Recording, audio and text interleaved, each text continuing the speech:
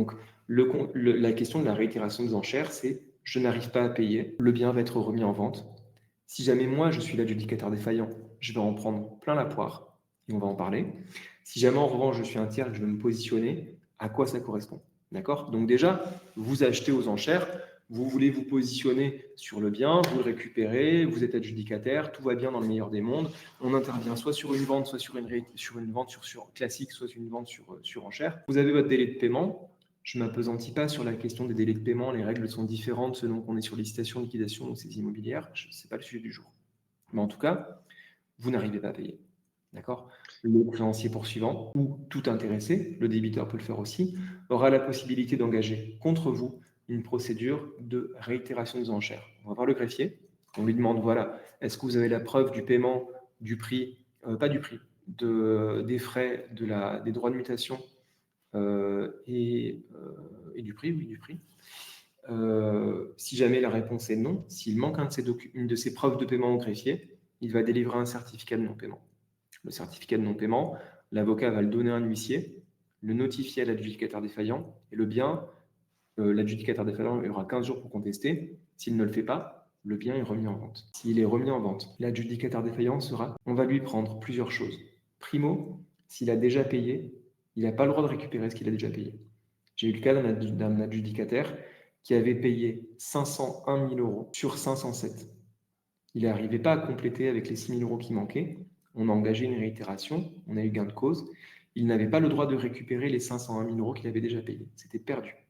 D'accord? Le bien valait 491 000 euros sur l'adjudication initiale. C'est pour vous faire prendre la mesure du désastre que cela peut provoquer. En temps normal, la seule chose que vous allez perdre, c'est votre chèque de banque.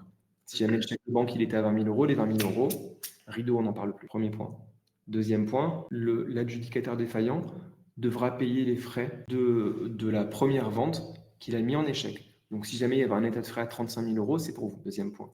Troisième point, l'adjudicataire défaillant devra des intérêts de retard entre la première vente qu'il a fait capoter et la vente sur réitération. Donc, si les intérêts, c'est 200 000 euros, il doit payer 200 000 euros. Généralement, c'est quoi? C'est équivaut à 5-6%, non? Non, c'est des calculs trimestriels et puis ça dépend de la nature du débiteur. Si le débiteur est un particulier, on est sur le taux légal particulier qui est aujourd'hui de 5% à peu près et le taux est rapidement majoré de 5 points. Donc, on est vite sur des intérêts à 10%. Donc, ça fait très mal et ça va très vite. Le dernier point, c'est si le bien se vend moins cher la deuxième fois, vous devez payer la différence. Donc, si le bien s'est vendu 700 000 euros la première fois, qui se vend 500 la deuxième, 200 000 euros de différence, c'est pour vous. OK? Ça fait... Enfin, c'est le musée des horreurs, en fait, d'accord? Donc, on a des clients qui sont confrontés à ça, ils ne s'en remettent économiquement jamais. Que les choses soient claires. En tout cas, vous, en tant qu'investisseur, vous allez peut-être le voir. Vous voyez un bien qui vient dans le cadre d'une audience d'adjudication.